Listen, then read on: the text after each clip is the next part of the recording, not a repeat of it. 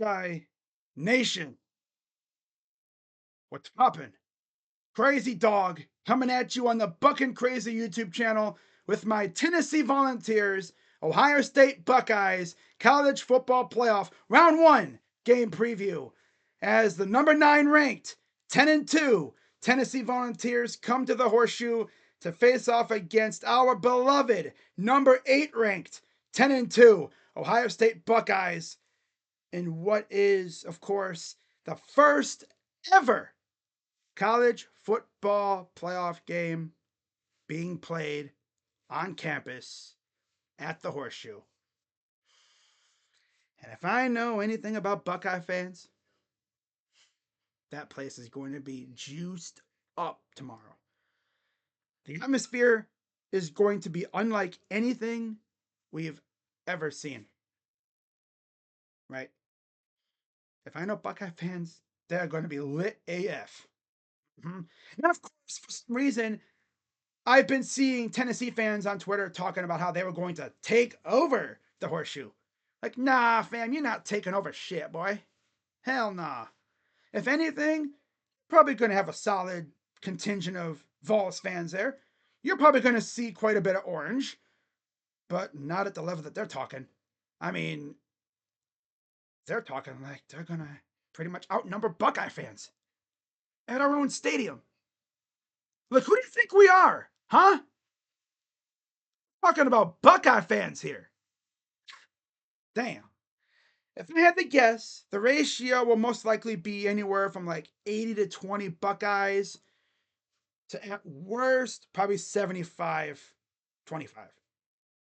Yeah. It'll be an overwhelmingly scarlet crowd, obviously. It's in Columbus. Like, if we allowed our stadium to be taken over by damn Vols fans, we should be ashamed of ourselves. For real, right? But yeah, the energy in that place is going to be off the charts. And it's going to be interesting to see how Tennessee plays because, of course, they haven't played in a game of this magnitude ever. Like, the players on that team have never played in this big of a game. Whereas Ohio State, I mean, look at how many college football playoff games we've played in, right? Look at all the big bowl games we've played in. Now, of course, Tennessee has played in some big bowl games themselves, but at least Ohio State has played in the college football playoff before. Like, a lot of these guys have played in those games. Now, did they do good? Yeah, somewhat, right? But for the most part, I think when it comes to experience, I think Ohio State has the advantage. I mean, of course, you look at the spread and everything on ESPN. It's Ohio State favored by 7.5 right now. And it went up from -7 where it opened. So yeah, this game should be an absolute banger. I will be shocked if either team wins by more than a touchdown, really.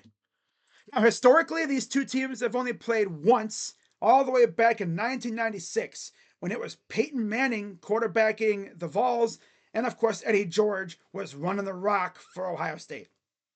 And in terms of coaches, it was Philip Fulmer for Tennessee, and of course, John Cooper for Ohio State, which is funny because Buckeye fans are starting to call Ryan Day John Cooper 2.0. So hopefully, we don't see history repeat itself because, man, if we lose this game, oh boy, I'd hate to see what would happen. Buckeye fans might legit run Ryan Day out of Columbus if we lose this game, right?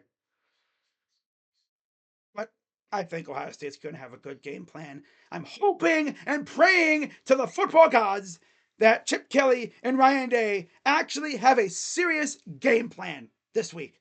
Because what we saw against the team up north was unacceptable. These guys spent the entire game trying to prove to the doubters and the haters that they were a tough team. Someone on Twitter put it perfectly. They were trying to win the 2021 game in 2024. Freaking stupid. Like, they barely gave the ball to Jeremiah Smith late in that game. Jeremiah was eating good. Couldn't guard him. But no, let's stop giving him the ball. Let's just keep running it right at their all pro D tackles, right? Let's just keep running it right at Mason Graham and right at Kenneth Grant. Yep, surely sooner or later that dam will break and we'll break one, right? No, especially since we didn't have Seth, right? If we had Seth, we might have done a little better, but yeah, I don't know what the heck that game plan was, but whatever it was, I hope they either threw that in the fire or they locked it up in a vault and then we'll never see it again. We need the Ryan Day that we've seen in past college football playoff games, especially that one against Georgia. We need aggressive, Ryan Day. The Ryan Day that puts out a masterclass of a game plan, right? Also, we need the players to execute too. That's another big part. Now, you look at Tennessee roster wise, of course, they're as loaded as any team right now, right? They're 10-2. And you look at their leaders, of course, Nico was the leading quarterback. He threw for 2,512 yards and 19 touchdowns, only 5 interceptions. So he took care of the ball. Now, funny enough, in one of their losses against Arkansas earlier this season, Nico had a chance to lead the Vols on a game winning drive. On the last play of the game, this dude ran out of bounds with no time on the clock, down by 5, when he needed to throw the ball in the end zone. Like, he didn't even put the ball in the air. Like, we thought what Will Howard did was bad against Oregon. At least Will Howard slid, and we technically had a chance to call a timeout to potentially win the game, but they didn't get the timeout in time. I mean, what Nico did was, my God, that was brain dead. Straight up bozo moment, man. Like, imagine if Will Howard did that, right? Leading their game winning drive, last play of the game. You know in your head that you got to get the ball to the end zone. Give your guys a chance to catch it. And this dude didn't even get the ball in the air. What? Man, talk about a brain dead bozo moment right there. Damn. But yeah, on the ground, Dylan Sampson, 256 carries, 1,485 yards, and 22 touchdowns. And the crazy thing is, overall, the Vols had 32 rushing touchdowns. So Dylan Sampson had 22 of those 32 rushing touchdowns. Far and away their best rusher. So pretty much, you want to stop the Vols? Stop Dylan Sampson, which is obviously going to be no easy task. And I hope Coach Knowles has that defensive line up to the task, because they're going to need to bring their pail and their, hat, because it's going to be tough. Now, through the air, their leading receiver was Dante Thornton, 25 receptions, 647 yards, and only 6 touchdowns. And overall, the Vols threw for 21 total touchdowns. So, we can air it out a bit, but against our secondary, that'll be tough, especially if our pass rush can actually get home. I'm looking at you, Jack. I trust JT to do his thing. I need Jack Sawyer to show the F up in his final legit home game. Like, it's crazy, right? These guys thought they wasted their final home game 2 weeks ago against Team Up North. Now they have a reprieve. They have a chance to go out with a W at home. Now, of course, if they win this game, they move on to face Oregon again at the Rose Bowl. And these guys want that rematch. We've been wanting that rematch ever since we lost that game back in October in Autzen. We want that rematch, but we got to get through Tennessee first. And that, of course, is not going to be an easy task. So, with that being said, let's get into my keys to a Buckeye dub. First off, get in your mother effing bag, Chip. I need Chip Kelly to pull out all the stops. I need him to get tricky with it, Expose Tennessee's weaknesses. Don't go out here trying to prove a narrative that you're a tough team. Like, why are you even trying to prove anything? Go out there and kick some damn ass. God, is that so freaking hard? Damn. Number two, be consistent on offense, right? You get the offense in rhythm, you start moving the ball, putting pressure on your defense, getting them on their heels. I think we'll be good. And of course, number three, stop their rushing attack. If you can limit their rushing attack, you'll be good. Yep. You make Nico have to throw the ball against our secondary, and if our pass rush can get home, oh yeah, we're going to force at least a couple mistakes. And hopefully, unlike the game against the team up north, we'll be able to take advantage of those. Because I tell you what, if Caleb and Jack had those interceptions with any other Buckeye team besides this year's, we'd probably go right down and score.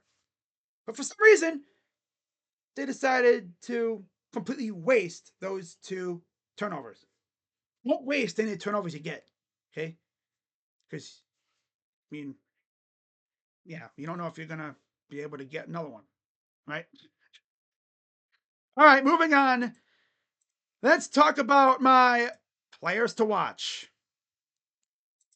On offense, I'm going with the whole offensive line because they're going up against a solid Tennessee front that includes one of the best players in the nation at defensive end. That's James Pierce. And hopefully, Chip Kelly doesn't all of a sudden decide, hey, let's run it at James Pierce every play. No. If anything, maybe you run away from him, right? But it'll be interesting to see how we attack him and try to shut him down. Because, I mean, Abdul Carter is pretty much the same kind of player as James Pierce. And Abdul didn't really do much. So we'll see if they try to do the same thing against James Pierce here. And then on defense, I'm going the whole front seven. Because, of course, they got to try to stop that rushing attack. Force Nico to have to try to beat you through the air. Because if you throw that ball anywhere near Caleb or Lathan, I feel like they go and make him pay. And hopefully Denzel Burke and Davison Grabison and Jordan Hancock learn a lesson and turn your freaking head. Especially Davison. Stop getting so grabby. Damn. Like when the ball is thrown in your direction, turn your freaking head. Right? Make a play on it. Damn, don't be out here face guarding. That's how those penalties are called, man. If you at least try to make a play on it, they won't call it for the most part. Unless you're really getting like Davison and you start grabbing and trying to tear their jersey off. Right? Or like you impede their ability to make a catch or try to make a catch. But yeah, we need the front seven to show out tomorrow night for sure.